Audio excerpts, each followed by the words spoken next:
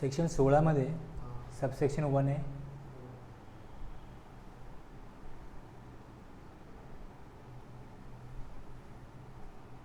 Subsection 2 आहे, त्यामध्ये clause A B पुढे सी आणि डी पण आहे.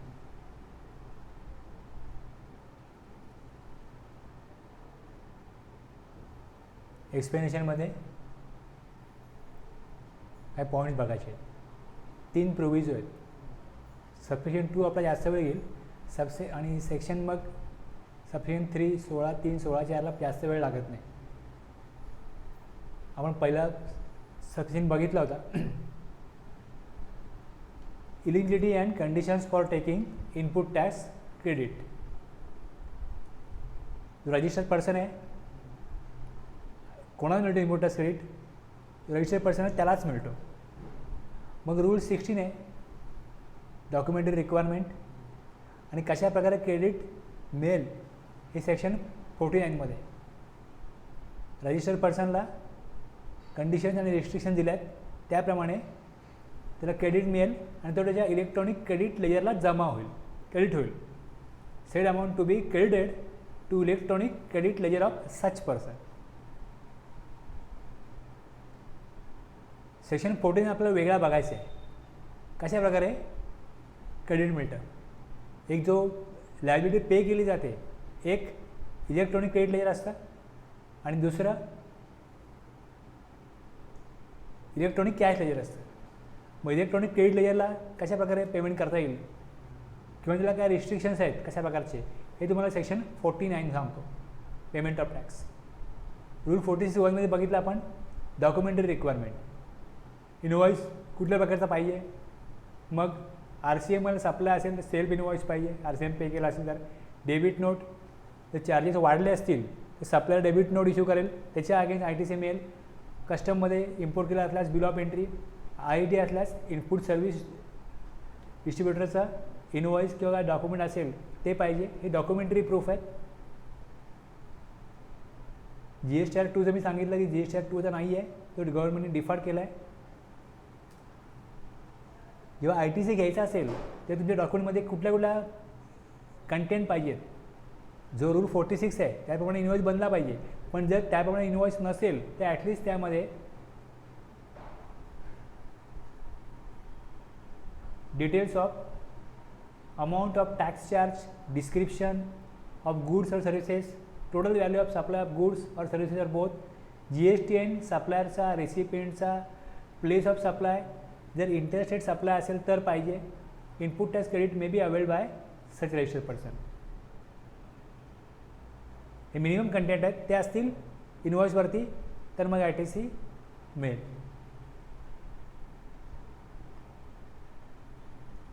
No ITC, no input tax credit shall be availed by registered person in respect of any tax that has been paid in pursuance of any order where any demand has been confirmed on account of fraud, willful misstatement or suppression of facts. या कारणामुळे जर कुठला tax भरला असेल तर त्याचा input tax credit मिळणार नाही. आणि आपण प्रोव्हिजन ITCची स्कीम, प्रोव्हिजन ITC दिला जातो त्याचं मॅचिंग करतो. आपण बघतो 2A मध्ये किती ITC आला आहे किंवा 2B मध्ये किती ITC आला आहे, त्याच्यावरती गव्हर्नमेंटनी प्रोव्हिजन ITC 20% अलाउड केला होता एका स्पेसिफिक डेटपर्यंत, डेटपासनं. मग पुढे मग नवीन नोटिफिकेशन आलं 1 जानेवारी 2020पासनं 10% केले आणि आता 1 जानेवारी 2021पासनं प्रोव्हिजन ITC हा 5% अलाउड आहे. इथपर्यंत आपण बघितलं होतं. आणि मग प्रोव्हिजन ITCची प्रोव्हिजन आहे तर त्यावेळेस 2020मध्ये फेब्रुवारीपासून काय झालं, लॉकडाऊन झालं. मग कशा प्रकारे पुढे सप्टेंबरपर्यंत क्युम्युलेटिव्ह ॲडजस्टमेंट करायला सांगितले हे मी सांगितलं. 2021मध्ये 3 महिन्याचं तुम्ही क्युम्युलेटिव्ह ITC क्लेम करा.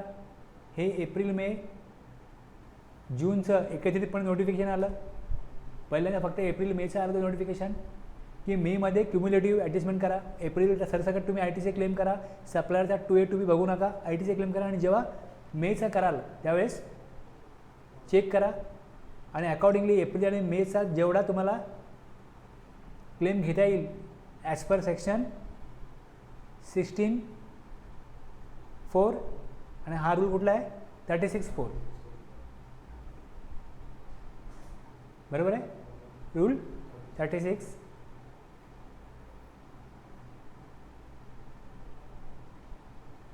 एवढे बघितलं ना आपण. हा सबरूल 4 आहे, 36 सबरूल 4. सेक्शन 16 काही रिस्ट्रिक्शन्स आहेत, ते रिस्ट्रिक्शन्स प्रिस्क्राईब केलेत as per 36(4).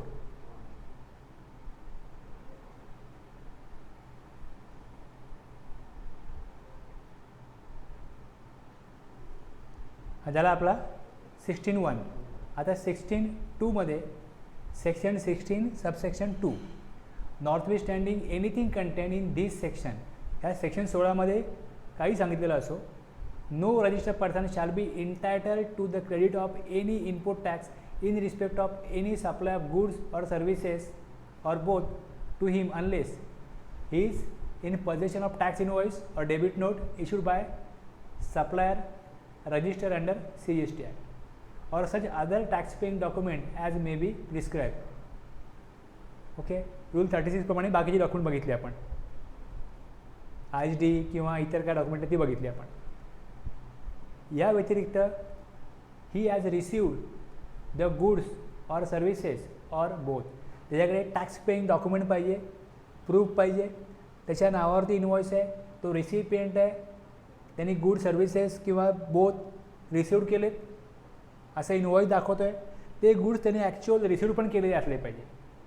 He has received the goods or services or both. बरोबर आहे. आता केव्हा केव्हा काय होतं, खाली एक एक्सप्लेनेशन आहे, एक मिनटं जरा.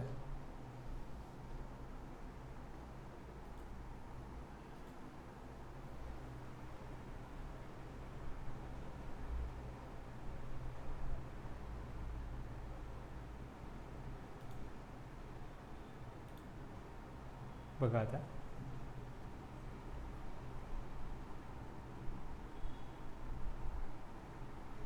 ए आहे सप्लायर, बी आहे रिसिपिएंट. बरोबर आहे. आता एचा जो सप्लायर आहे, ए कोणाकडनं गुड्स घेतो, तर ए गुड्स घेतो पी कडनं. समजा पी जो आहे हा एक मॅन्युफॅक्चरर आहे, त्याचा डिस्ट्रीब्युटर जो आहे तो ए आहे.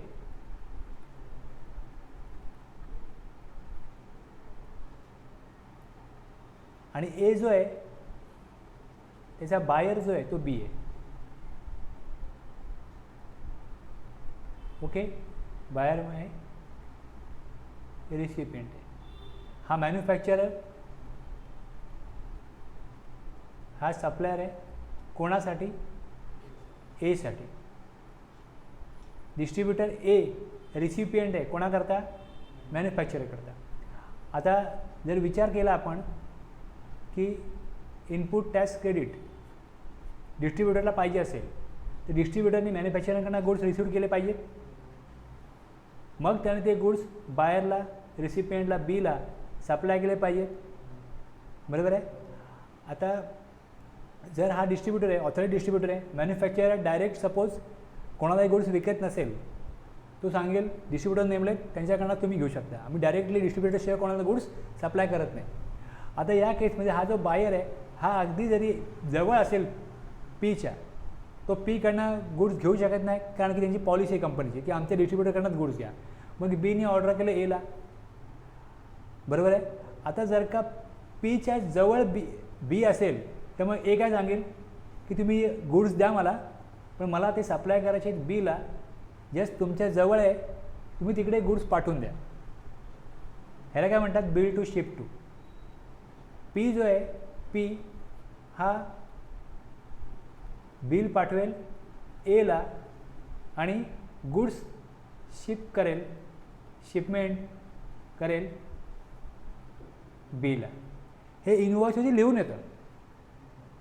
इनवॉइसवरती सांगितलं जातं, रेकॉर्ड होतं ते की बायर कोण आहे, पेमेंट कोण करणार गुड्सचा, कन्सिडरेशन कोण देणार आहे, ॲक्च्युअल डायरेक्ट कस्टमर कोण आहे, तर ए आहे. पीसाठी ए हा रिसिपियंट आहे, पी हा सप्लायर आहे एचा, पण ए सप्लाय कोणाला करतोय, बीला. शिपमेंट ॲड्रेस बीचा येईल, बिल टू ए आणि शिप टू बी. आता ह्या केसमध्ये एनी गुड्स रिसिव्ड केले असते प्रॅक्टिकली तर वेळही गेला असता, ट्रान्सपोर्टचा खर्चही वाढला असता. प्रॅक्टिकली असंच होतं ना की जर सप्लायरनी सांगितलं, रिसिपियंटनी सांगितलं की मला गुड्स हवेत, माझा कस्टमर जिकडे आहे तिकडे गुड्स पाठवा, रिअलमध्ये असं होतं ना. मग रिअलमध्ये असं होत असेल आणि तुमचा नियम जर असा आहे की गुड्स रिसिव्ह केले असले पाहिजे तरच ITC मिळेल.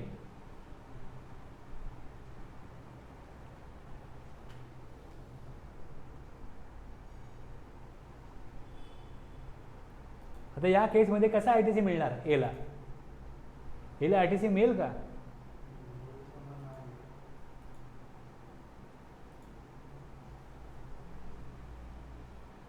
मग एक्सप्लेनेशन दिलं इकडे, for the purposes of this clause, हा क्लॉज बी आहे करता, it shall be deem that, deem म्हणजे समजलं जाईल, that the registered person has received the goods as the case may be service, goods किंवा सर्व्हिसेसच्या केसमध्ये गुड्स डिलिव्हर केले गेलेत सप्लायरकडनं रेसिपियंटला और any other person on the direction of such registered person. ते पाठवले गेले, सांगितले दुसरीकडे पाठवा, अशा प्रकारे ते गुड्स पाठवले असतील तर त्या केसमध्ये किंवा otherwise before or during movement of goods either by way of transfer of document of title to goods or otherwise. Goods जेव्हा सांगितले जातात की तुम्ही माझे गुड्स त्याला द्या किंवा दुसरे जे गुड्स आहेत त्याचे लिगल डॉक्युमेंट तिसऱ्याकडे आहेत आणि त्यावेळेस तो ते गुड्स घेतो तेव्हा पहिल्याने ते गुड्स रिसिव्ड केले असंच मानलं जाईल. ॲक्च्युअली ते गुड्स रिसिव्ड करत नाही, पण हे डीम्ड म्हणजे मानलं जाईल. सेम सर्व्हिसेस पण, सर्व्हिसेस द्यायचे आहेत. आता मी सर्व्हिस देऊ शकत नाही, दुसऱ्या व्यक्तीला सांगितलं की अरे मला याला अडचण आहे की मेंटेनन्स सर्व्हिस आहे, सर्व्हिस जाऊन दे, माझं कॉन्टॅक्ट आहे, तू सर्व्हिस देऊन दे त्याला. पेमेंट कोण कोणाला करणार, तुम्ही म्हणजे रिसिपियंट आहात, तुमचं आणि माझं ॲग्रीमेंट आहे सर्व्हिसचं. तर यदा कदाचित माझ्याकडे काही प्रॉब्लेम असेल तर मी दुसऱ्या व्यक्तीला अपॉइंट करतो की माझ्या वतीने तिकडे जाऊन सर्व्हिस दे, तू मला बिल कर, मी त्याला बिल केले. आता तो ज्यावेळेस मला बिल करतोय त्यावेळेस मी सर्व्हिस घेतलीच नाही ना, सर्व्हिस तर माझ्याकडनं दुसऱ्या कोणी घेतलेली आहे, त्यावेळेस ती सर्व्हिस मी घेतली असं मानलं जाईल. आलं लक्षात? डायरेक्शन केलं गेलं की सर्व्हिस हवी मला, पण माझ्याकडे नको आहे, दुसरीकडे पाहिजे, माझ्या वतीने तिकडे सर्व्हिस दे किंवा मला सर्व्हिस हवी ती दुसरीकडे जाऊन दे. बिल माझ्या नावाने दे, पेमेंट माझ्याकडनं घे, पण सर्व्हिस लोकेशन वेगळं आहे. सेम गुड्स मला हवेत, बिल मला दे, पेमेंट माझ्याकडनं घे, पण गुड्स डिलिव्हर वेगळ्या ॲड्रेसवर कर. आता इथे प्रश्न काय येतो, इनपुट टॅक्स रेट कसा मिळेल, ॲक्च्युअली सर्व्हिस घेतलीच नाही ना, पण डायरेक्शन दिलं दुसरीकडे देण्याकरता, तिकडे सर्व्हिस घेतली गेली, ती सर्व्हिस मीच घेतली आणि मला ITC मिळेल ॲज अ रेसिपियंट. हे कुठे दिलं आहे, क्लॉज बीच्या एक्सप्लेनेशनमध्ये दिलं आहे.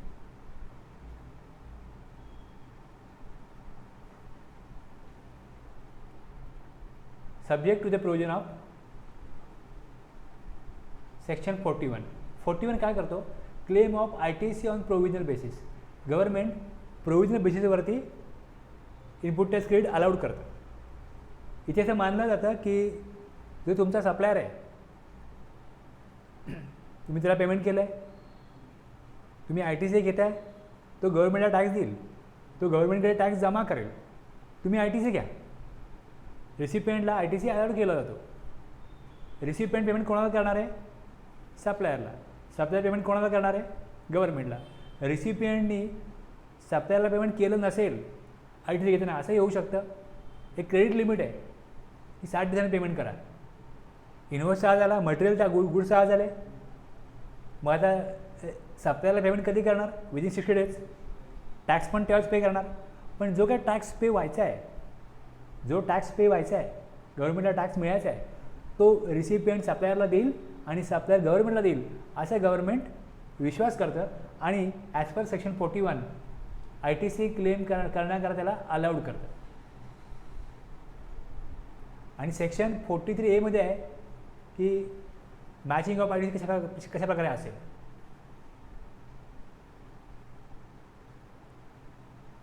The tax charge in respect of such supply has been actually paid to the government either in cash or through utilization of input tax credit admissible in respect of the said supply and he has furnished the return.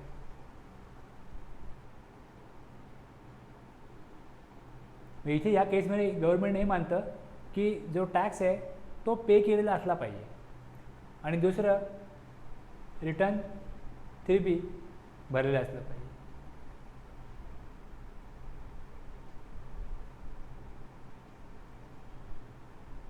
Registered person त्याकडे document पाहिजे, दुसरं goods receive केलेले असले पाहिजेत,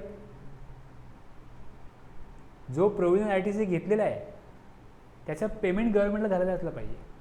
आता जर का आपलं फॉरवर्ड चार्ज आहे तर पेमेंट गव्हर्नमेंटला कोण करणार? सप्लायरच करणार.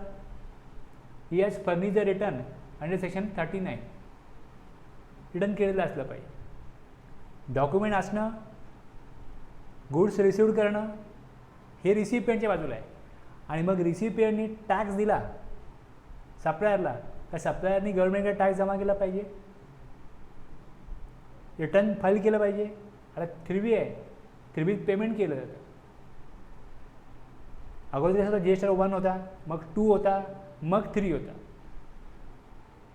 गव्हर्नमेंटला पैसे मिळाले पाहिजेत, रिटर्न झालं पाहिजे, या 4 कंडिशन आहेत.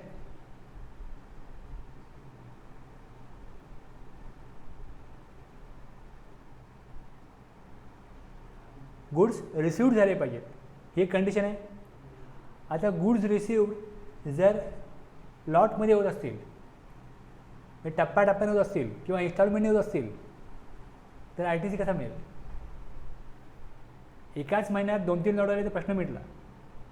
पण समजा तुम्ही गुड्सची ऑर्डर केली 25 तारखेला, ऑर्डर प्रोसेस झाली, कंपनी तुमच्याकडे काही गुड्स पाठवले 31ला, सपोज 10,000चे गुड्स आहेत, त्यातले 5,000 गुड्स तुम्हाला मिळतात 31 ऑगस्टला आणि 5,000चे गुड्स मिळतात 1 सप्टेंबरला. इनवॉइसचं बनणार 31 ऑगस्टचा. तुम्ही ITC क्लेम कधी करणार? ऑगस्टच्या महिन्यात का सप्टेंबर मंथमध्ये?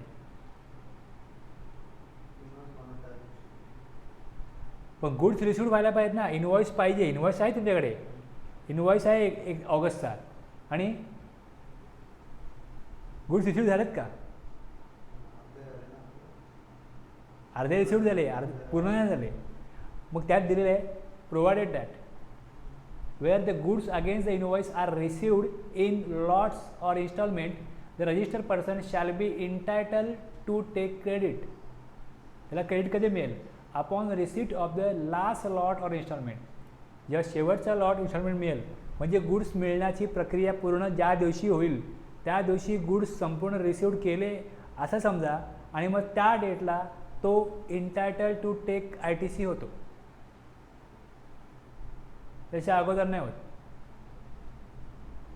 तुम्ही इनवॉइस एका महिन्यात इश्यू केला आणि गुड दुसऱ्या महिन्यात आले, त्या ITC कधी घेणार?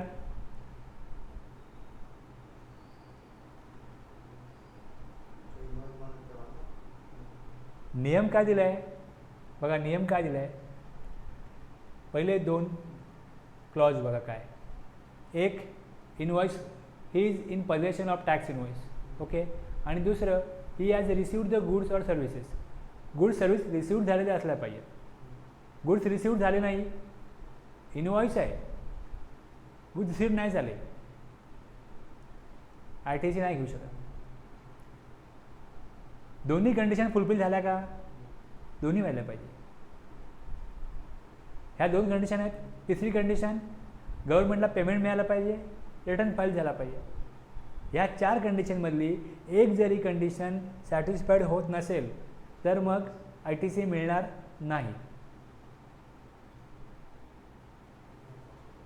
बरोबर आहे. डॉक्युमेंट पाहिजे, गुड सर्व्हिसेस रिसिव्ह केलेल्या पाहिजेत, गव्हर्नमेंटला पेमेंट झालेलं पाहिजे, subject to the provision of 41-43A. ठीक आहे.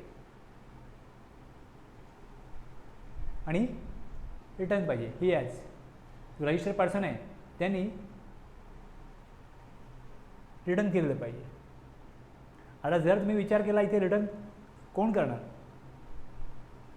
ITC जो घेणार आहे तो ITC क्लेमच 3B करतो ना, त्यांनी 3B फाईल केलाच पाहिजे ना, तरच होईल ना. सेक्शन 39 मध्ये जर 3B रिटर्न आहे तर 3B केल्याशिवाय ITCचा क्लेमच होणार नाही.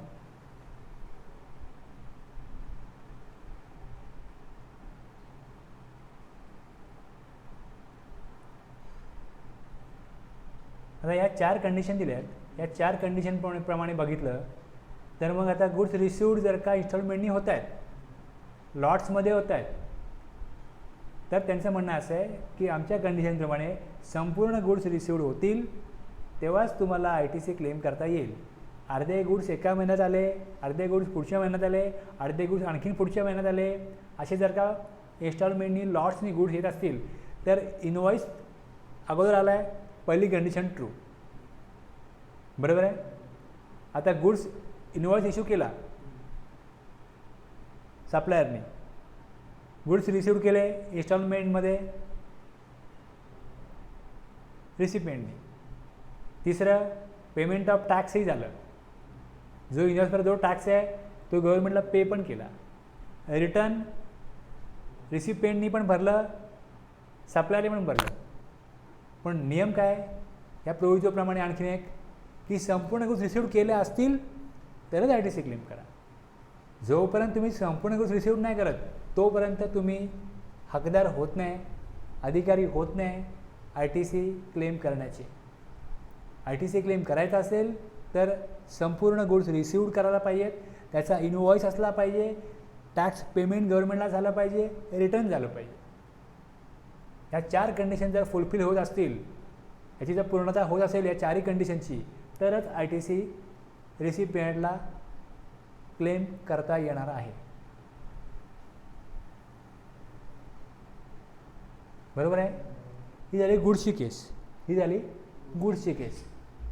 सपोज एखादी कंपनी आहे, त्यांच्याकडे काही मशिनरीज असतात, त्याचा मेंटेनन्स कॉन्ट्रॅक्ट असतं, ॲन्युअल मेंटेनन्स कॉन्ट्रॅक्ट. बरोबर आहे. आता ह्या ॲन्युअल मेंटेनन्स कॉन्ट्रॅक्ट ही सर्व्हिस आहे. तुम्ही 1 वर्षाचा ॲन्युअल कॉन्ट्रॅक्ट घ्या, तुम्हाला आम्ही 10,000 चार्ज करू. तुम्ही 2 वर्षाचा ॲन्युअल कॉन्ट्रॅक्ट घ्या, तुम्हाला आम्ही 7,000 चार्ज करू किंवा 8,000 चार्ज करू. तुम्ही जर 3 महिन्याचं ॲन्युअल कॉन्ट्रॅक्ट दिलं तर तुम्हाला आम्ही 20,000 3 महिन्याचं ॲन्युअल कॉन्ट्रॅक्ट करून देऊ. अशा ऑफर असतात ना. तुम्ही जर कमी कॉस्टमध्ये आम्हाला जर का ती जास्त काळ करता तर तुम्ही ॲग्रीमेंट कराल, त्या ॲन्युअल कॉन्ट्रॅक्टमध्ये कमी कॉस्ट लावली जाते. 1 वर्षाचं करायचं आहे मग 10,000. कंपनी करते की नाही. मशिनरी आहे, AC आहे, फ्रीजर आहेत, ह्याचा टाईम टू टाईम काही पिरियडनंतर मेंटेनन्स करणं गरजेचं असतं. किंवा कुठे काही आवाज यायला लागला, काय आला का मग त्यांना बोलवलं जातं, आवाज तो बघा जरा, काहीतरी करा. कुठला पार्ट्स गेला असेल तर ते पार्ट रिप्लेस करून ते चार्जेस घेतात. पण बाकी त्यांचं ॲन्युअल मेंटेनन्स कॉन्ट्रॅक्ट असतं. आता ह्या केसमध्ये जर का 30,000 रुपीज त्यांना ॲन्युअल मेंटेनन्स कॉन्ट्रॅक्ट चार्जेस दिले तर त्याचा ITC कधी घ्यायचं. गुड्सच्या केसमध्ये गुड्स रिसिव्ड केलेले असले पाहिजे. बरोबर आहे. सर्व्हिसचं काय करणार. सर्व्हिसचं काय करणार. वरती आपण जे बघितलं ना इकडे की he has received the goods or services or both, हे सांगितलं आहे. आता गुड्सचं आपल्याला त्यांनी क्लिअर केलं. इन्स्टॉलमेंट असेल तर शेवटच्या इन्स्टॉलमेंटचं घ्यायचं. आता या नियमाप्रमाणे हाच नियम तुम्ही सर्व्हिसला ॲप्लिकेबल करू शकता का. ज्या वेळेस 30,000 रुपये चार्जेस दिले, त्याचं पेमेंट केलं, त्यावेळेस राईट टू टेक सर्व्हिस अधिकार मिळाला ना, सर्व्हिस रिसिव्ह करण्यात 3 वर्षाकरता. तर ह्याच्यामध्ये काही लोकांनी ओपिनियन दिला की नाही, नियम तसा आहे, रिसिव्ह जेव्हा होईल म्हणजे काय 3 वर्षानंतर त्यांनी ITC घ्यायचा. आपल्याकडे गुड्स आणि सर्व्हिसेसचा एकच जरी कायदा बनवला असला तरी बऱ्याचशा अशा तरतुदी आहेत की ज्या गुड्सला जशा ॲप्लिकेबल आहेत तशा सर्व्हिसेसला ॲप्लिकेबल होऊ शकत नाहीत. मग इथे काही लोकांनी ओपिनियन दिला की सर्व्हिसेसच्या केसमध्ये राईट टू सर्व्हिस त्यांनी ज्यावेळेस कॉन्ट्रॅक्ट केलं आहे, मेंटेनन्स कॉन्ट्रॅक्ट केलं आहे, त्या मेंटेनन्स कॉन्ट्रॅक्टच्या अगेन्स्ट त्याला एक राईट मिळाला आहे, अधिकार मिळाला, तो त्यांनी अधिकार विकत घेतला आहे. आता त्याचं काम पुढे चालू राहणार आहे. ते पेमेंट केल्याशिवाय त्याला अधिकार मिळणारच नाही ना. अशा बऱ्याचशा सर्व्हिसेस आहेत याचं पेमेंट अगोदर द्यावं लागतं आणि सर्व्हिस पुढे मिळत राहते. त्यामुळे तुम्ही गुड्सचा ज्या प्रकारे विचार करता, तरतूद ही लागू करताना, ही प्रोविजन लागू करताना, त्याचप्रमाणे सर्व्हिसेसला अशाच प्रकारे ती ॲप्लिकेबल करू नका. सर्व्हिसेसमध्ये ती अमाऊंट देऊन त्यांनी सर्व्हिस घेण्याचा त्याचा 3 वर्षाचा राईट किंवा जे काय पुढचा कालावधी आहे त्या करा ती अमाऊंट देणं गरजेचं आहे. त्याने ती अमाऊंट दिली, त्याचं पेमेंट केलं आहे. त्यामुळे सर्व्हिसच्या केसमध्ये ITC मिळेल. हा एक ओपिनियन आहे. जे ॲन्युअल मेंटेनन्स कॉन्ट्रॅक्ट असेल तर त्या केसमध्ये ते ॲन्युअलच चालणार आहे, नावच ते ॲन्युअल मेंटेनन्स कॉन्ट्रॅक्ट. त्याचं पेमेंट केल्याशिवाय सर्व्हिस मिळणारच नाही. हे पेमेंट ॲडव्हान्स असेल तर त्याचा टॅक्स कलेक्ट करेल सप्लायर, गव्हर्नमेंटला पे करेल. मग तुम्ही याला ITC द्या ना. जर गव्हर्नमेंटला टॅक्स मिळत असेल तर मग रेसिपियंटला ITC मिळाला पाहिजे. ठीक आहे. हे एवढं सगळं समजून घ्यायला का लागतं, ह्याचं कारण असं आहे, सेक्शन 155 हा एक सेक्शन आहे. सेक्शन 155 हा एक सेक्शन आहे. हा सेक्शन काय सांगतो की जो रेसिपियंट आहे, जो पर्सन आहे, where any person claims that he is eligible for input tax credit, तो इनपुट टॅक्स घेण्याकरता पात्र आहे, त्याला अधिकार आहे इनपुट टॅक्स घेण्याचा, हे जर एखादा पर्सन म्हणत असेल तर कसा काय अधिकार आहे हे त्यांनी प्रूव्ह करायला पाहिजे. या कायद्याप्रमाणे CGST ॲक्टप्रमाणे the burden of proving such claim shall lie on such person. जर का तुम्ही 10,000 रुपीजचा किंवा अगदी वर्षाला 10 लाख रुपीजचा ITC क्लेम केला आहे आणि गव्हर्नमेंटने सांगितलं तुमचा ITC क्लेम आहे ना तो रॉंग आहे, तुम्हाला 9 लाखच घ्यायला पाहिजे, तुम्ही आहे ना 1 लाख आम्ही तुम्हाला डिमांड करतो, तुम्ही एक्स्ट्रा क्लेम केला आहे, तुम्ही 1 lakh as early as possible pay करा.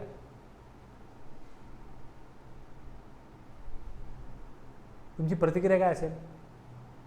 तुम्ही कुठल्या बेसवरती सांगता 1 लाख रुपये भरा?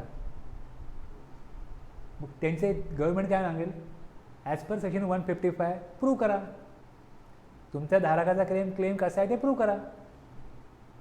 मग तुम्ही म्हणाल बघा हे आमच्याकडे टॅक्स इनवॉइस आहे, हा आम्ही सप्लायरला पे केला आहे, सप्लायरनी तो अपलोड केला आहे, तुम्ही TOEमध्ये बघा तो आलेला आहे, आम्ही ॲक्च्युअली ते गुड्स रिसिव्ह केलेत, गव्हर्नमेंटला पेमेंट मिळालं आहे, रिटर्न फाईल केलं आहे, सगळं तर केलं आहे आम्ही,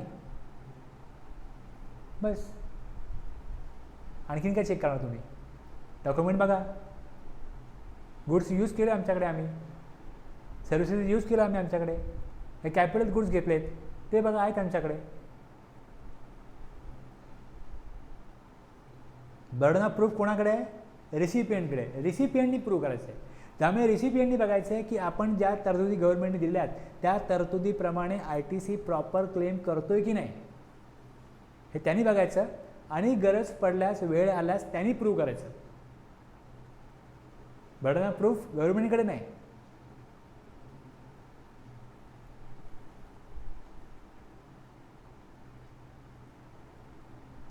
तुम्ही कुठल्या बेसवरती सांगता की आम्ही 1 लाख रुपये डिमांड द्यायचे?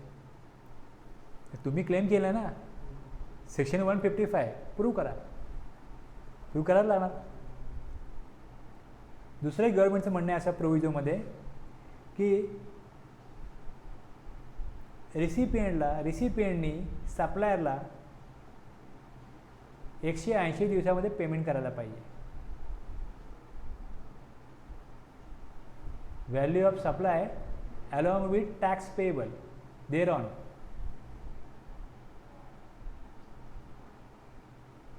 रिसिपिएंटनी सप्लायरला 180 दिवसामध्ये value of good services both किंवा आणि त्याचा टॅक्स त्याच्यावरचा ह्याचं पेमेंट त्यांनी केलं पाहिजे. नाही केलं तर त्याच्यावरती जो ITC क्लेम केला असेल तो त्यांनी 180 दिवसानंतर जर पेमेंट नाही केलं तर 181व्या दिवशी त्यांनी तो रिव्हर्स करावा. रूल 37 प्रिस्क्राईब आहे. As such manner as may बी प्रिस्क्राईब रिव्हर्स करा.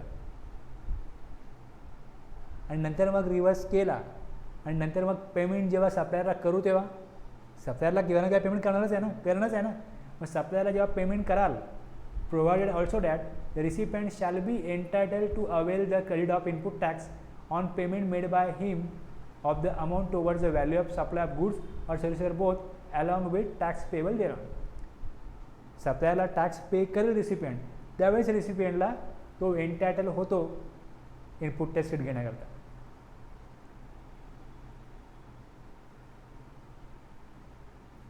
हा नियम लोक पाळत असतील.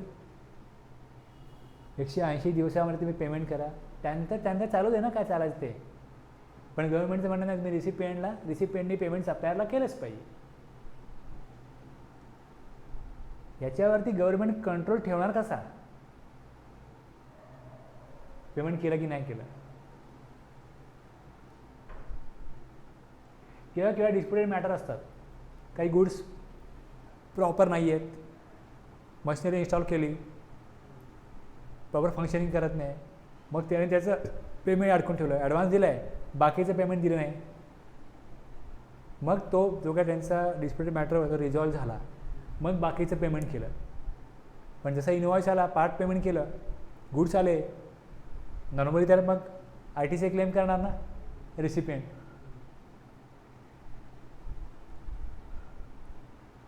इथे अशा प्रकारचं एक प्रोविजन अशी आहे, registered person who has availed input tax credit on any inward supply of goods और services or both but fails to pay supplier there of the value of such supply along with tax payable there on with time limit specified in second proviso म्हणजे 180 दिवस to section 62 shall furnish the details of such supply the amount of value not paid. Amount of value not paid, suppose invoice 10 लाखचा होता, 5 लाख सप्लायरला पे केलेत, 5 लाख बाकी आहेत, तर 5 लाखाची amount पे नाही केली 180 दिवसामध्ये, ती अमाऊंट त्याचा टॅक्स किती आहे आणि तेवढं तुम्ही proportionately not pay to supplier हे GSTR 2 मध्ये दाखवा. आता GSTR 2 स्थगित आहे, त्यामुळे ह्या प्रोव्हिजनचा काय अर्थ नाही.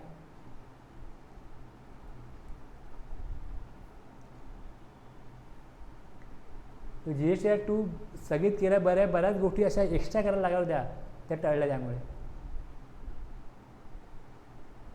दुसरं आपण बघितलं, एक सप्लाय असतो एक विथ कन्सिडरेशन, आणि ब्रँचला सप्लाय केला तर ब्रँचला काय पेमेंटच केलं जात नाही. माझाच बिझनेस आहे, माझी दुसरी ब्रँच आहे, रजिस्टर्ड पर्सन तर हेच म्हणेल ना की कसलं पेमेंट करायचं. तुम्ही म्हणता की त्याला 180 दिवस काय नाही का, आम्ही तर पेमेंटच नाही करत. Provided that the value of supplies made without consideration as specified in schedule 1 of the sed act shall be deemed to have been paid for the purposes of the second provision to section 16(2). या केसमध्ये 180 दिवस जिथे consideration नसणारच आहे ते लागू होत नाही.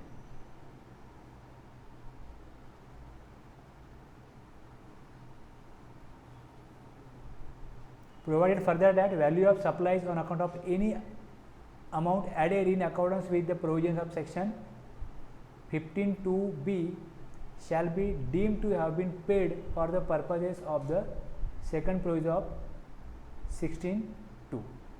15(2)B मध्ये काय आहे? व्हॅल्युएशन आहे. 15(2)B मध्ये आपण व्हॅल्युएशन बघितलं होतं. त्या व्हॅल्युएशनमध्ये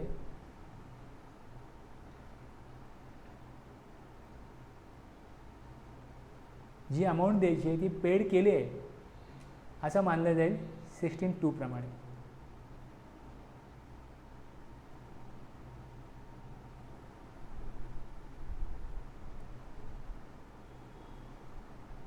मध्ये काय होतं?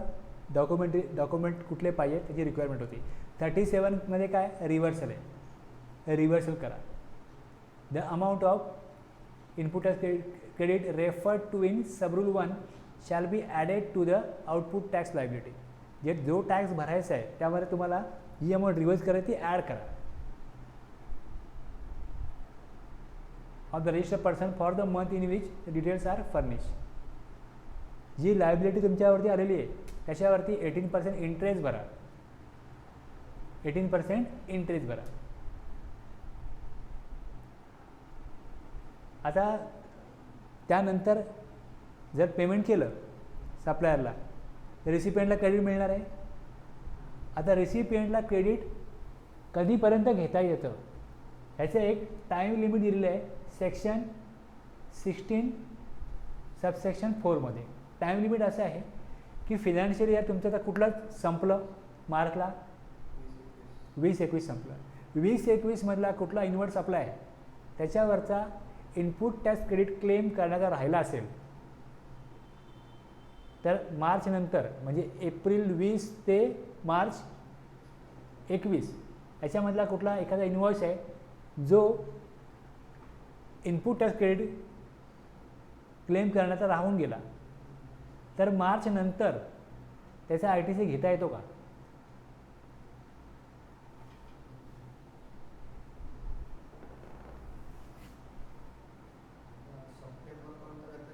येस. ते जी टाईम लिमिट आहे ती दिलेली आहे 16(4) मध्ये की मार्च संपल्यानंतर एप्रिल, मे, जून, जुलै, ऑगस्ट, सप्टेंबर रिटर्न जेव्हा तुम्ही कराल 20 ऑक्टोबरला तोपर्यंत त्या 6 महिन्यात कधी ITC क्लेम करू शकता. ते टाईम लिमिट जे आहे ते time limit specified in section 16(4) shall not apply to claim for reavailing of any credit in accordance with the provision of the act or the provision of this chapter that had been reverse earlier. जे reverse केलं ना त्याचा ITC कधी claim करा, त्याला time limit नाही. अगोदर claim केलाच होता, नंतर 180 पेमेंट नाही केलं म्हणून तो रिव्हर्स केला आणि मग परत पेमेंट जेव्हा सप्लायरला कराल तेव्हा ते 16(4) लिमिट जे आहे सेक्शन 16 सबसेक्शन 4 लिमिट जे आहे ते त्या क्रेडिटला ॲप्लिकेबल नाही.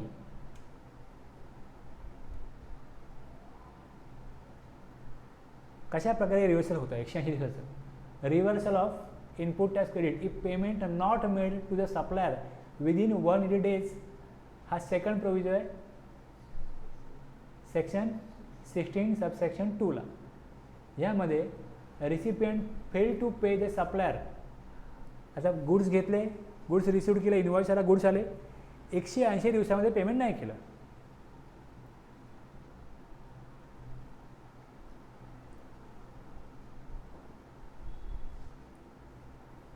Thereon, within a period of 180 days from the date of issue of invoice by the supplier, an amount equal to the input tax credit availed by the recipient shall be added to his output tax liability along with interest thereon. आता ज्या प्रकारे मगाशी मी सांगितलं की 10 लाख होते, 5 लाख दिले, तर जे उरलेले 5 लाख आहेत याचं पेमेंट नाही केलं.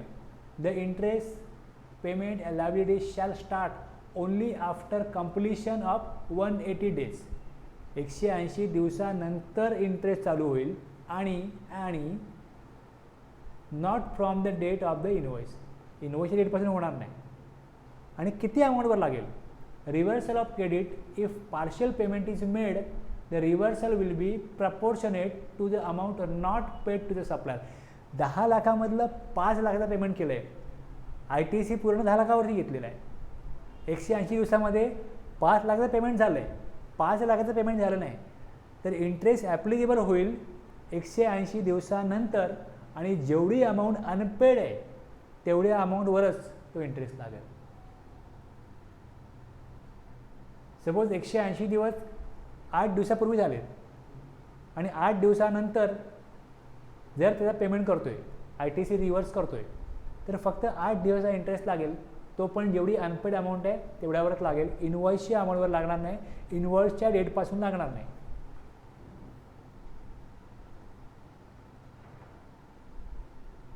गव्हर्नमेंटच्या दृष्टीने त्यांना खूप महत्त्व वाटतं आहे, म्हणून त्यांनी एवढ्या गोष्टी दिल्या.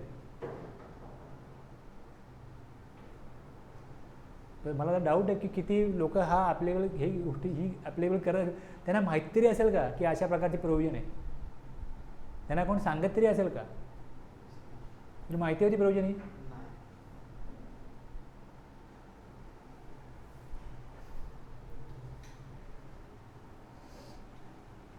सबसेक्शन 3 आपण बघतोय सेक्शन 16. आता गुड्स आपण कॅपिटलाइज करतो, बरोबर आहे. गुड्स कॅपिटलाइज करतो. तुमच्याकडे गुड्स कुठल्या प्रकारचे आहेत, इनपुट्स आहेत का कॅपिटल गुड्स आहेत, हे का बघावं लागतं. जे काही कारण आहेत मी एक सांगितलं होतं की तुम्ही जेव्हा ॲन्युअल रिटर्न फाईल कराल तेव्हा ॲन्युअल रिटर्न GSTR 9मध्ये जो इनपुट्स क्लेम केला आहे तो जो ITC क्लेम केला आहे तो इनपुटचा किती आहे, कॅपिटल गुड्सचा किती आहे, इनपुट सर्व्हिसेसचा किती आहे, हे तिकडे त्यांना त्याचं बायफर्केशन त्यांना पाहिजे. किती अमाऊंट कुठल्या प्रकारच्या इनपुटसाठी क्लेम केली आहे. दुसरं, जर तुम्ही जे गुड्स कॅपिटलाइज केलेत त्याची लाईफ जी आहे ही 5 वर्ष पकडली जाते. 5 वर्ष जी लाईफ 5 वर्ष. तुम्हाला ITC का क्लेम केला आहे की तुम्ही ॲटलिस्ट 5 वर्ष म्हणजे 60 महिने तुम्ही ते गुड्स कॅपिटल गुड्स यूज कराल. त्याच्या आत जर ते विकले, त्याच्या 60 महिन्याच्या आत जर विकले, सपोज एक 8 महिने एखादी मशीन तुम्ही यूज केली आणि व्हॉट एव्हर द रिझन कंपनीला वाटलं की मशीन विकावी आपण आणि त्याने विकली, मशिनरी विकल्यावरती त्याच्यावर पण GST लागेल, टॅक्स कलेक्ट होईल. जसे आपण इनपुट घेतो, विकतो, टॅक्स कलेक्ट करतो, तसं कॅपिटल गुड्सचं होत नाही. जर ते कॅपिटलाइज केलं आहे बॅलन्स शीटला तर मग त्याचा वेगळा फॉर्म्युला आहे. त्याचा टॅक्स कलेक्ट तुम्ही केला आहे तो किती केला आहे आणि तुम्ही जो यूज केला आहे, तुम्हाला जो ITC क्लेम दिला होता त्याप्रमाणे किती टॅक्स तुम्ही कलेक्ट केला आहे आणि तुम्ही फॉर्म्युला वापरा, त्या फॉर्म्युलाप्रमाणे टॅक्स किती येतो. मग त्यातला जो जास्त टॅक्स येतो तो गव्हर्नमेंटला द्यायचा. तुम्ही जो कलेक्ट केला तो कमी आहे तर तुमच्याकडनं गव्हर्नमेंट आणखीन टॅक्स घेईल. त्यामुळे जे आपण इनवर्स सप्लाय घेतला आहे तो इनपुटचा घेतला आहे का कॅपिटल गुड्सचा घेतला आहे हे माहिती पाहिजे. आणि नंतर जाऊन त्याला वेगळी ट्रीटमेंट पण द्यायला लागते जर तो 60 महिन्याच्या आत जर का विकला तर.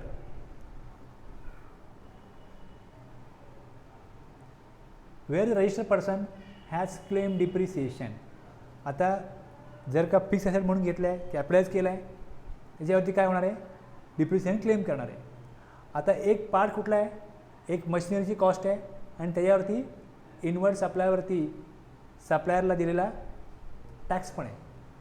तर जो टॅक्सचा पार्ट आहे, टॅक्स कंपोनंट आहे, ते टॅक्स कंपोनंट डिप्रिसिएशन ती जी ॲसेट आहे त्याच्यामध्ये ॲड करायचं असेल तर करता येतं. मग ITC मिळणार नाही, मग ITC मिळणार नाही.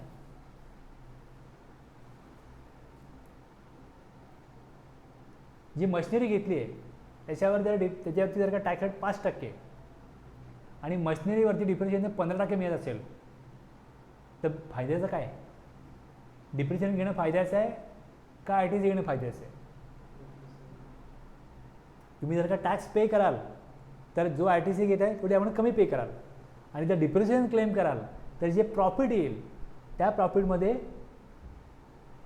जेवढी अमाऊंट डिप्रिसिएशनची आहे तेवढ्यानी प्रॉफिट कमी होईल. आणि जर कंपनीला 30% टॅक्स लागत असेल तर साहजिक आहे काय अमाऊंट अजून येऊ दे इकडे. डिप्रिसिएशन घेणं आम्हाला नको claim ITC, input tax credit claim नको, डिप्रिसिएशन घेऊ शकतात तुम्ही. आयदर डिप्रिसिएशन घ्या किंवा दुसरं ITC घ्या, काही घेऊ शकता. सेक्शन 3 काय सांगतो की registered person has claimed depreciation on the tax component of the cost of capital goods and plant and machinery under the provision of Income Tax Act 1961. The input tax credit on the said tax component shall not be allowed. Machinery केवढ्याला पडली? 1,18,000 पडली किंवा 1,05,5% तुमचा त्याच्यावरती tax आहे, 1,05,000 पडली. Choice आहे कंपनीला की तुम्ही 1,05,000 दाखवता का 1,00,000 दाखवता. जर तुम्ही 5,000 इनपुट ड्युटी टॅक्सेसमध्ये जर का ॲड केले तर ITC मिळेल. पण जर तुमची ड्युटी टॅक्सेसमध्ये अमाऊंट कुठली जात नसेल आणि संपूर्ण अमाऊंट तुम्ही जर का कॅपिटलाइज करता तर इनपुट टॅक्स क्रेडिट नाही घ्यायचा. आपण असं करतो की आपण ड्युटी टॅक्सेसमध्ये अमाऊंट टाकतो आणि जी का मशिनरीची अमाऊंट आहे तीच फक्त कॅपिटलाइज करतो. पण जर संपूर्ण अमाऊंट कॅपिटलाइज करायची आणि त्याचा इनपुट टॅक्स क्रेडिट पण घ्यायचा, प्रॉपर जी अकाउंटिंग करतात त्यांना सांगायचीच गरज नाही की संपूर्ण कॉस्ट जर आम्ही कॅपिटलाइज केली तर ITC आमचा जाणार कुठे? ड्युटी टॅक्सेसमध्ये जाणारच नाही ना, तर आम्ही ITC घेणारच नाही ना. पण जे प्रॉपर अकाउंटिंग करत नाहीत ते काय करतात, त्यांचं इन्कम टॅक्सचं काम करणारा वेगळा माणूस आणि GSTचं काम करणारा वेगळा माणूस, तो तिकडे ITC घेतोय, हा इकडे डिप्रिसिएशन घेतोय. म्हणून अशा प्रकारे सांगावं लागतं की जर का तुम्ही संपूर्ण अमाऊंटवरती डिप्रिसिएशन घेत असाल तर ITC मिळणार नाही, हे सांगण्याची गरज तेव्हा आहे. आपण ज्या प्रकारे अकाउंटिंग करतो माहिती आहे आपल्याला की इनवॉइस आहे, ही वस्तूची किंमत आहे, खाली टॅक्स आहे, तो आपला इनवर्स आपला आहे. मग त्याला आपण लेजर बनवलं आहे, इनपुट CGST, इनपुट AGST, आणि त्याला आपण हेडिंग दिलं आहे, ग्रुप दिला आहे, ड्युटी अँड टॅक्सेस. मग ही जी प्रोविजन आहे ही आपल्याकरता एकदम बालिश वाटते. हे काय आपण ते करतच नाही ना, असं कसं होईल? सिस्टमॅटिक अकाउंटिंग जे लोक करत नाहीत ना त्यांच्याकरता आहे, त्यांनाही सांगायला लागतं की तुम्ही संपूर्ण कॉस्ट जर डिप्रिसिएशन, ती मशिनरीची कॉस्ट जर डिप्रिसिएशन करा वापरले इन्कम टॅक्समध्ये तर कृपया त्याचा ITC तुम्हाला घेता येणार नाही, त्याचा क्लेम तुम्हाला करता येणार नाही, not allowed.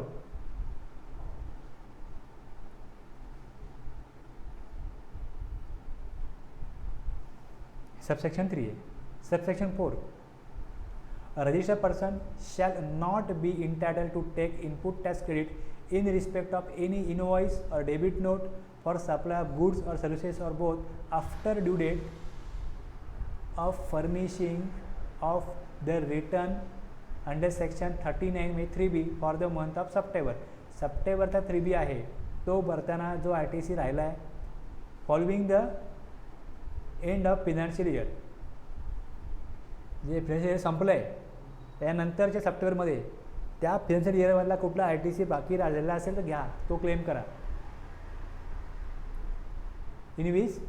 Invoice or debit note याचा ITC क्लेम करायचा आहे तो घ्या. त्याच्यानंतरची डेट असते 31 डिसेंबर ॲन्युअल रिटर्न. 31 डिसेंबरला ॲन्युअल रिटर्न आणि सप्टेंबरचा रिटर्न भरतो 20 ऑक्टोबर. म्हणजे 20 ऑक्टोबर आणि 31 डिसेंबर याच्या अगोदर काय येतो 20 ऑक्टोबर. तुम्ही 20 ऑक्टोबरपर्यंत ITC क्लेम करू शकता. पण जर ॲन्युअल रिटर्न तुम्ही ऑगस्टलाच भरला,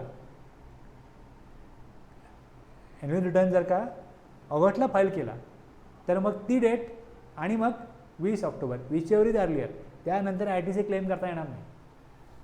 प्रॅक्टिकली पोर्टलला आत्तापर्यंत 3-4 वर्षामध्ये असं कधीच घडलं नाही की 20 सप्टेंबरच्या आतमध्ये ॲन्युअल रिटर्न रेडी झाला आहे, येट 9 रेडी झाला आहे आणि लोकांनी ते भरण्याच्या पोझिशनमध्ये आहेत. टेक्निकली रेडी केला आहे पोर्टलनी आणि मेंटली रेडी आहेत सगळे लोक भरायला. झालं, आपला मार्क संपला आहे, सगळे आपले रेकॉर्ड ओके आहेत, आता भरूया नाही GSTR 9. तो वाट बघतात, डेट पुढे जाऊ दे किंवा गव्हर्नमेंट माफ करू दे, भरायलाच नाही GSTR 9, अशी लोकांची मानसिकता आहे. पण गव्हर्नमेंट पॉझिटिव्ह आहे की लोक सगळ्यांनी ओके सगळं केलं आहे, ते त्यांना झालं आहे एकदा या वर्षाचा आपण कॉम्प्रेसेस कधी संपवतो आहे म्हणून त्यांनी जर का ऑगस्टला GSTR 9 फाईल केला तर मग एकदा GSTR 9 फाईल केल्यानंतर तुम्हाला त्या वर्षाचा कुठला ITC पेंडिंग असेल तर क्लेम घेता येणार नाही.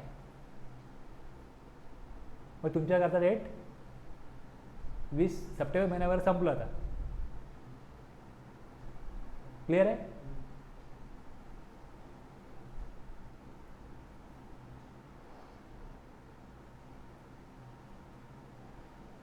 दोन 2017-18 डेट पुढे गेली होती. त्या डेट ज्या पुढे गेल्या होत्या त्याच्याविषयीचं हे अमेंडमेंट होऊन आलेलं कंटेंट आहे. आता त्याचा आपल्याला काही रिलिव्हन्स नाही. 17-18 रिटर्न खूप लांबला, ॲन्युअल रिटर्न, निवडणुका वगैरे आल्या, मग आणखीन तो पुढे गेला.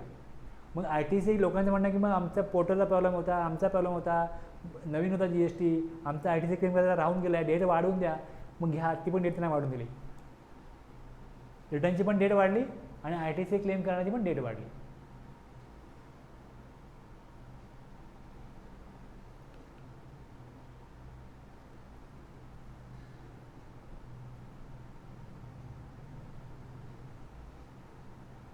आत्ता आपण 4 सेक्शन बघितले. Registered person is entitle, rule 36 आणि मॅन्युअल स्पेसिफाईड इन सेक्शन 49 मी दाखवणार आहे, सांगणार आहे. कंडिशन्स काय होत्या? सबसेक्शन 2 मध्ये इनवॉइस पाहिजे, गुड्स रिसिव्ह केलेले असले पाहिजे. मग आपण ते लॉट्समधले बघितले, 180 डेज बघितलं. टॅक्स पेड टू गव्हर्नमेंट, गव्हर्नमेंटला टॅक्स पेड केलेला असला पाहिजे. आणि return furnish by recipient, return furnish केलेला असला पाहिजे. या 4 कंडिशन आहेत. डिप्रिसिएशन क्लेम करा किंवा ITC क्लेम करा, दोन्ही क्लेम मिळणार नाही. Last date of claiming ITC September return और annual return whichever is earlier. Clear झालं?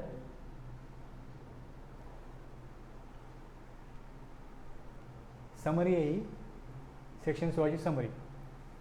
To take credit of tax paid on inward supplies of goods और सर्व्हिसेस. क्रेडिट घ्या. कसलं क्रेडिट घ्याल? गुड सर्व्हिसेसच्या इनपुटचं, इनवर्ड सप्लायवरती जर तुम्ही टॅक्स दिला तर क्रेडिट घ्याल. केव्हा? यूज केलं आहे, तो इनवर्ड सप्लाय यूज केला आहे किंवा यूज करायचा आहे, उद्देश आहे, intended to be use in the course or furtherance of business. जर बिझनेस करता इनवर्ड सप्लाय घेतला आहे तर त्याचा क्रेडिट घेता येतो. 4 कंडिशन आहेत. He has furnished return under section 39. He has valid tax invoice, debit note, prescribed tax paying document. He has received goods and or services. Tax on such supply has been paid either in by utilization of ITC or cash.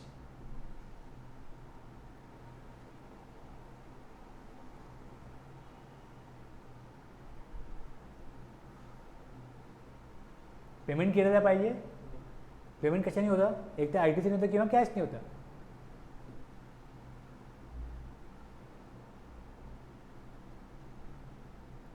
Document पाहिजे, goods received, service receive केलेला असला पाहिजेत, गव्हर्नमेंटला payment केलेला असला पाहिजे आणि return केलेला असला पाहिजे.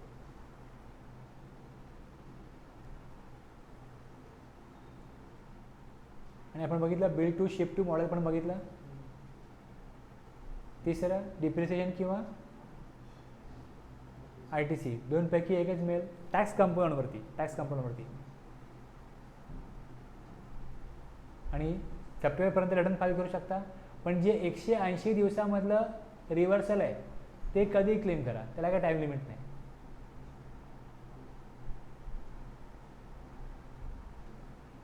रूल 36.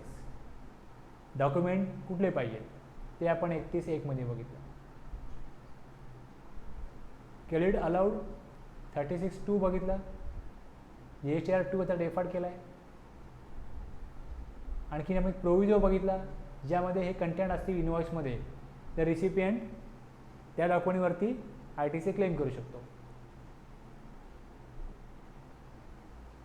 जर कुठलं गव्हर्नमेंटला पेमेंट केलं आहे, no ITC available by recipient if tax paid by supplier due to demand order raise on account of fraud, wilful misstatement, suppression of fact, ह्याच्या अगेन्स्ट ITC क्लेम नाही करायचं. आणि 36(4) बघितलं आपण ज्यामध्ये 5% प्रोव्हिजन ITC मिळेल.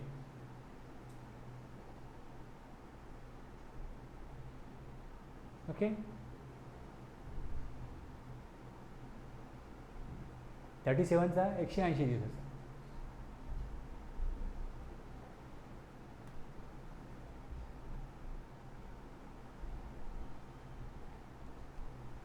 प्रेसमध्ये बघ नोटा छापायला गव्हर्नमेंट देतं माहिती आहे ना. आपण सिनेमात बघतो की ते नोटा छापण्याचा जो साचा असतो तो मग विलनला पाहिजे असतो, तर त्याच्याकरता काय काय मग करतो.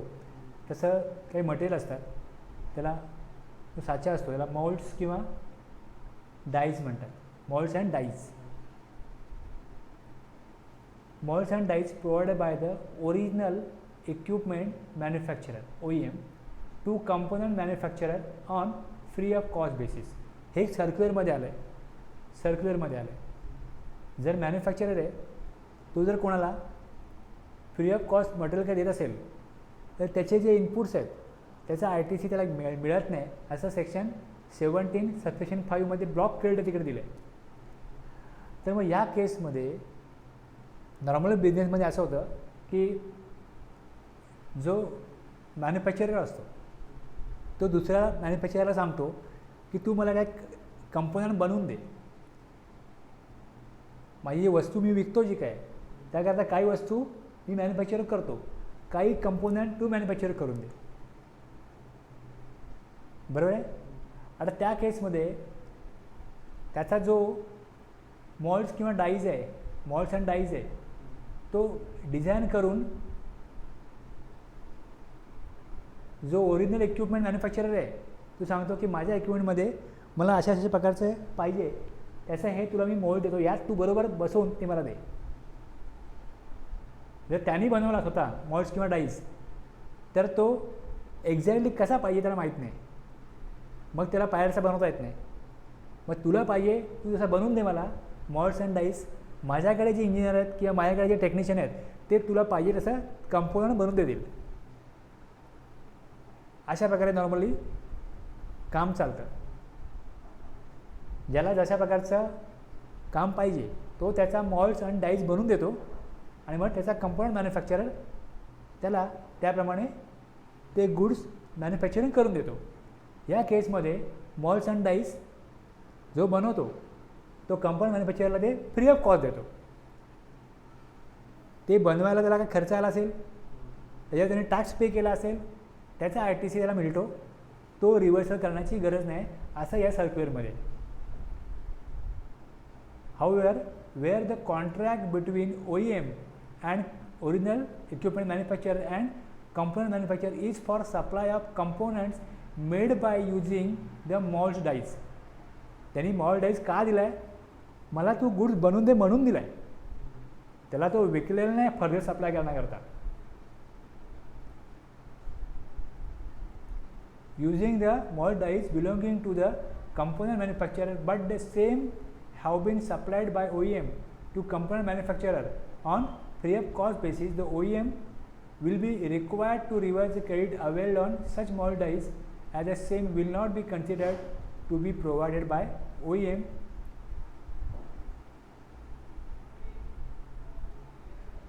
हे दिलेलं आहे.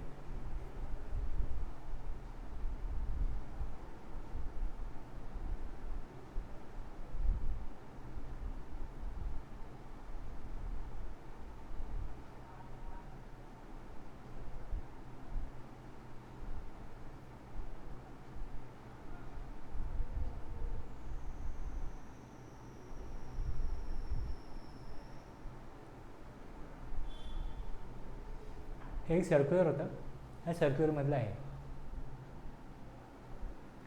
ही केस नसेल तर याचा काय रिलेव्हन्स नाही.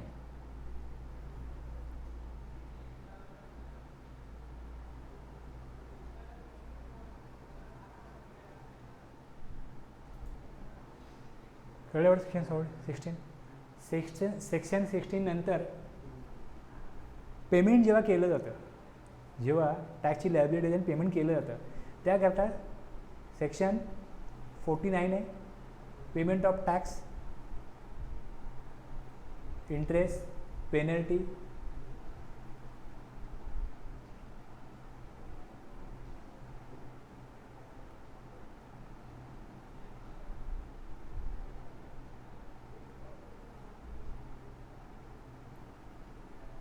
Payment of tax, interest, penalty and other documents. Section 49 आहे. तुम्ही चलन बनवलं आहे, चलन बनवतो ना. Section 49B, section 50 utilisation of input tax credit subject to certain condition. 49A मध्ये order of utilisation of input tax credit. Section 49B मध्ये इंटरेस्टसाठी सेक्शन 50. हे 4 सेक्शन आहेत, हे आपल्याला बघायचे. रूल आहेत. आपण जे बोलतो त्याचा रूल ॲक्च्युली की माहिती आहे आपल्याला लायबिलिटी रजिस्टर, ओके. पण ते रूल 85 प्रमाणे, इलेक्ट्रॉनिक लायबिलिटी रजिस्टर रूल 86 प्रमाणे. जेव्हा इलेक्ट्रॉनिक लेजर्सचा विषय येतो तेव्हा हे जे 3 लेजर आहेत, electronic cash ledger, electronic liability register, electronic credit ledger, याचे रूल आहेत 85, 86, 87. Conditions of use of amount available in electronic credit ledger 86A. Rule 88 प्रमाणे आयडेंटिफिकेशन नंबर असतो प्रत्येक ट्रान्झॅक्शनला. रूल 88A प्रमाणे order of utilisation of input tax credit आहे.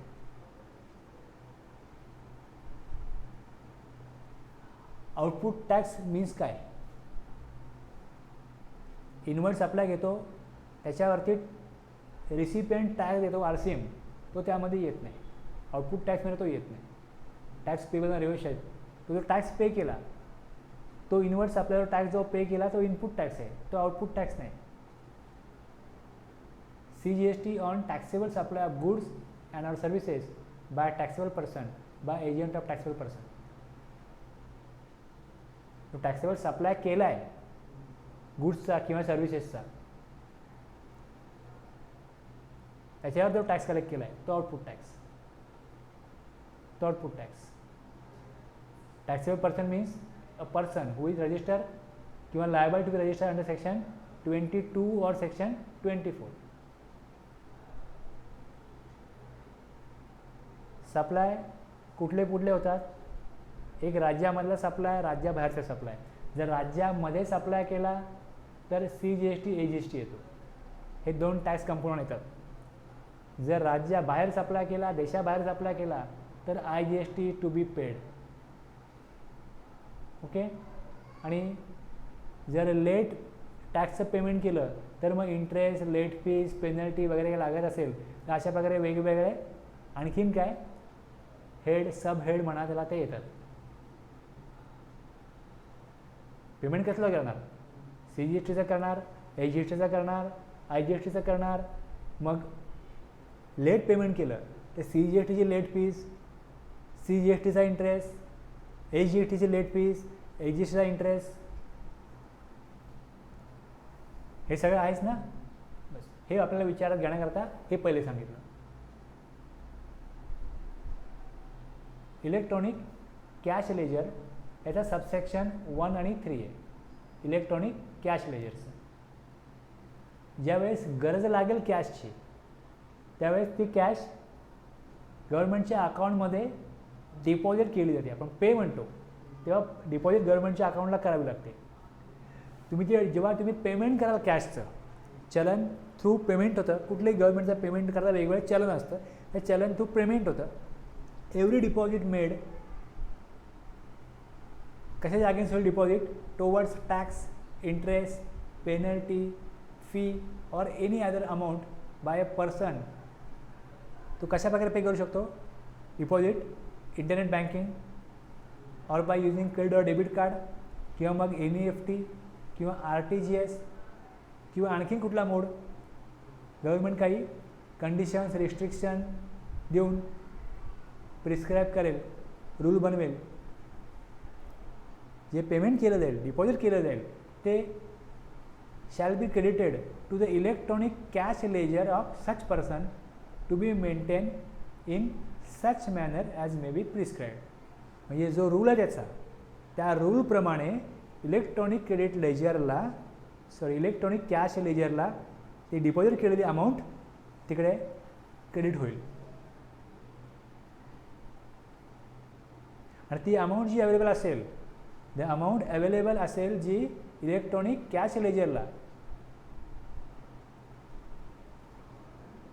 ती utilise करता येईल यूज करता येईल for making any payment towards tax, interest, penalty, fees और any other amount payable under the CGSTच्या कायद्यानुसार ज्या तरतुदी आहेत त्यात काय पेमेंट करायचं असेल तिथे अमाऊंट ती पे करता येईल.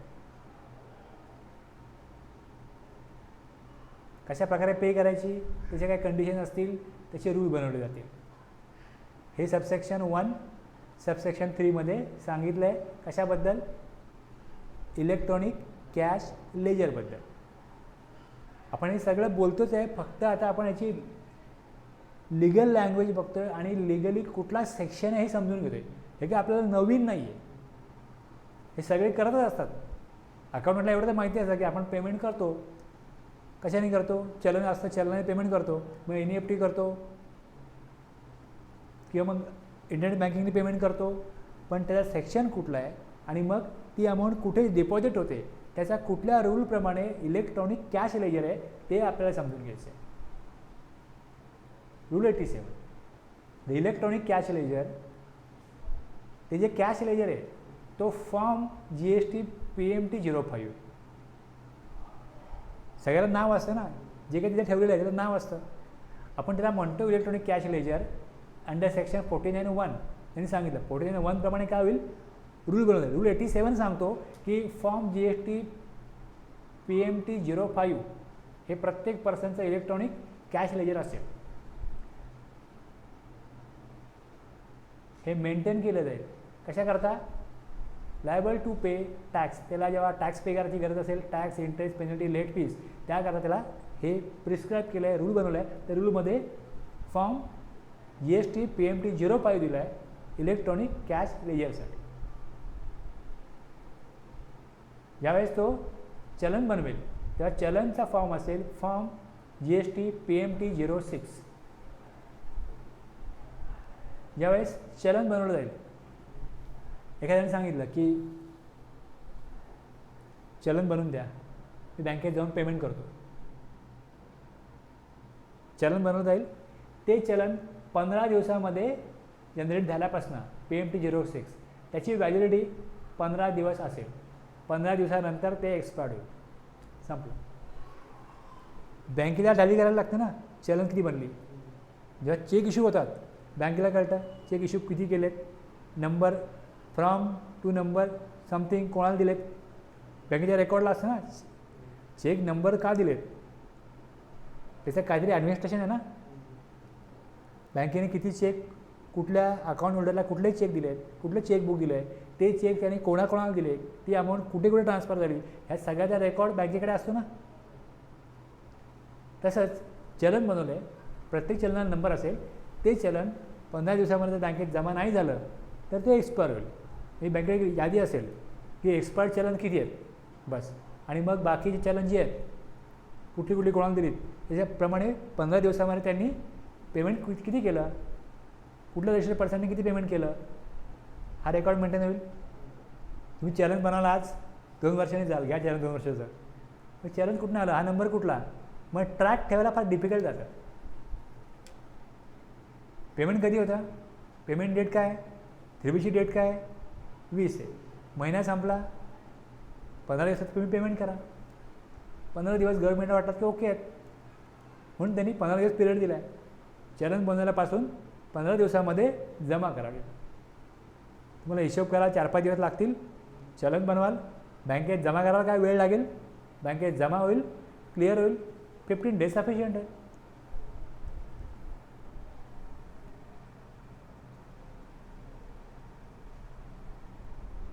आता याच्यामध्ये जर का ओव्हर द काउंटर बँकेच्या पेमेंट करत असेल, ऑनलाईन पेमेंट किती करा, ऑनलाईन पेमेंट नाही आहे. Provided that the restriction for deposit up to ₹10,000 per challan in case of an over the counter payment shall not apply to deposit to made by. Over the counter 10,000 payment केलं जातं, पण जर गव्हर्नमेंटचं payment असेल, government department or any other deposit to be made by person as may be notified. Government department किंवा government notify करेल, commission notify करेल, त्यांच्या लिमिट नाही.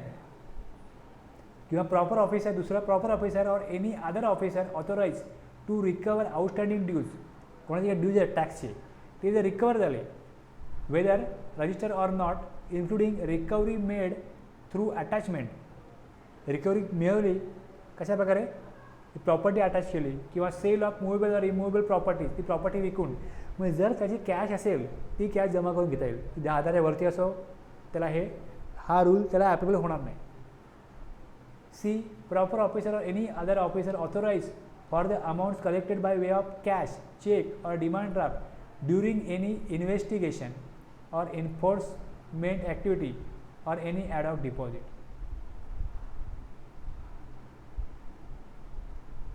ऑफिसरला ऑथराईज केलं आहे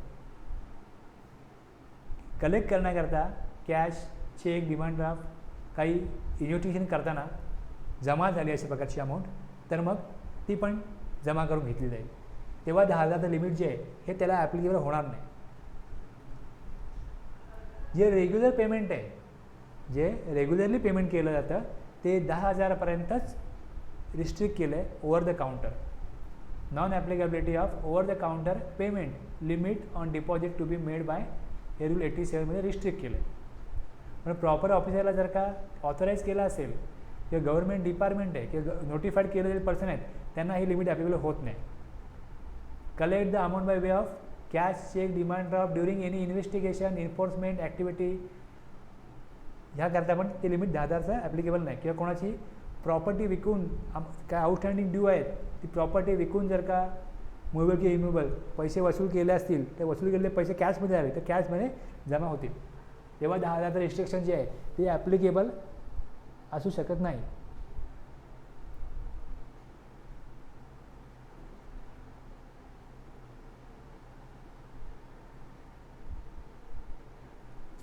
सबरूल 3 काय सांगतो, द डिपॉझिट अंडर सबरूल 2, डिपॉझिटची अमाऊंट करायची shall be made through any of the following modes,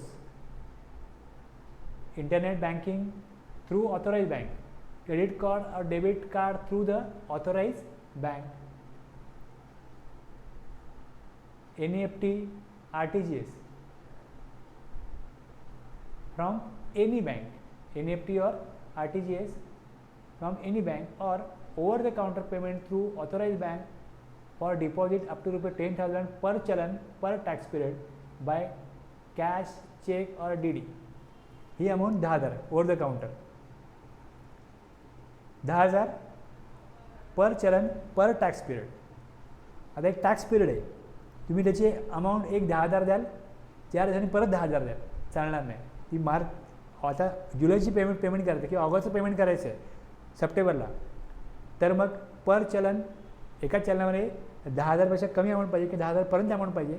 किंवा जर का तुम्ही चलन बनवत आहे, टॅक्स पिरियड कुठला आहे जुलै, मग तुम्ही चलन पर चलन 10,000 आहे, 2 चलन बनवाल, एक 8,000 दुसरं 9,000, तर लाईट 70,000 आहे, चालणार नाही. पर टॅक्स पिरियड 10,000च maximum payment over the counter करता येईल.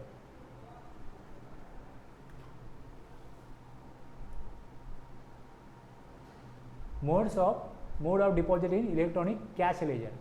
ऑनलाईन पेमेंटला काही लिमिट नाही, internet banking, credit debit card no limit, पण NEFT, RTGSला पण no limit. Over the counter 10,000 per challan per tax period by cash, cheque और डिमांड ड्राफ्ट. हे गव्हर्नमेंट के आधी दुसरा वेगळा मोड देईल तो मोड. अशा प्रकारे इलेक्ट्रॉनिक कॅश लेजरला पेमेंट जमा होईल.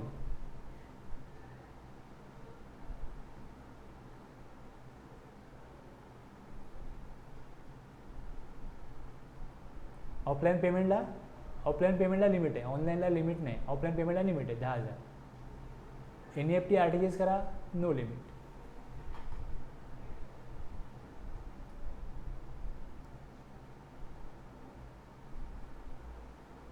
आता जे पेमेंट केलं जातं चलन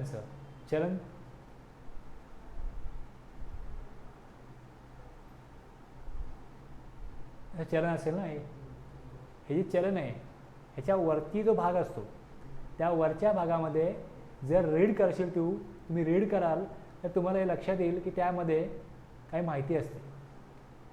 CPIN common portal identification number, CPIN ते चलनचा, CIN चलन identification number, BRN bank reference number, EFPB stands for Electronic Focal Point Branch. These are branches of authorized bank which are authorized to collect payment of GST. Each authorized bank will nominate only one branch as its EFPB for pan India transaction. ही वेगळी माहिती आहे, ही गव्हर्नमेंटच्या internal administration करताय, ती माहिती त्या चलनावरती print होते.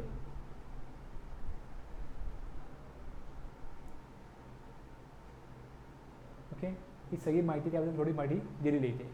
अदर आस्पेक्ट्स रिलेटेड टू चलन.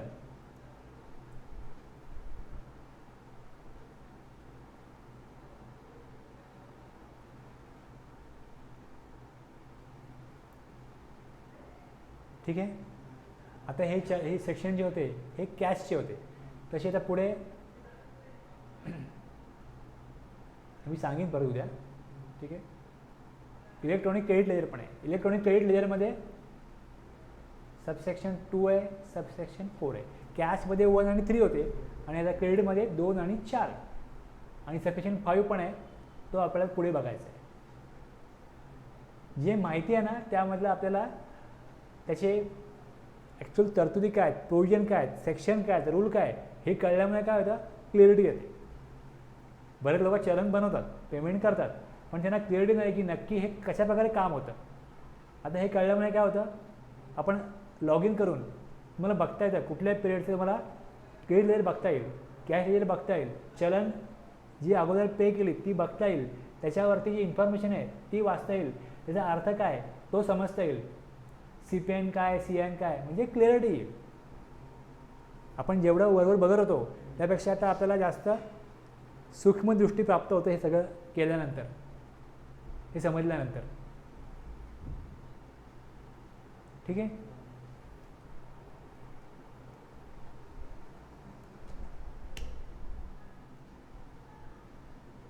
सेक्शन 16 बघितलं आपण.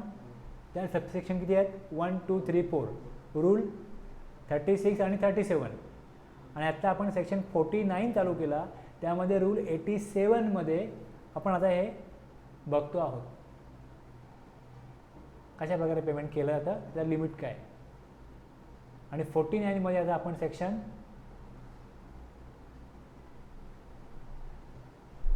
49(1) आणि 49(3) LED विथ रूल 87 हे आत्ता आपण बघितलं. थांबूया.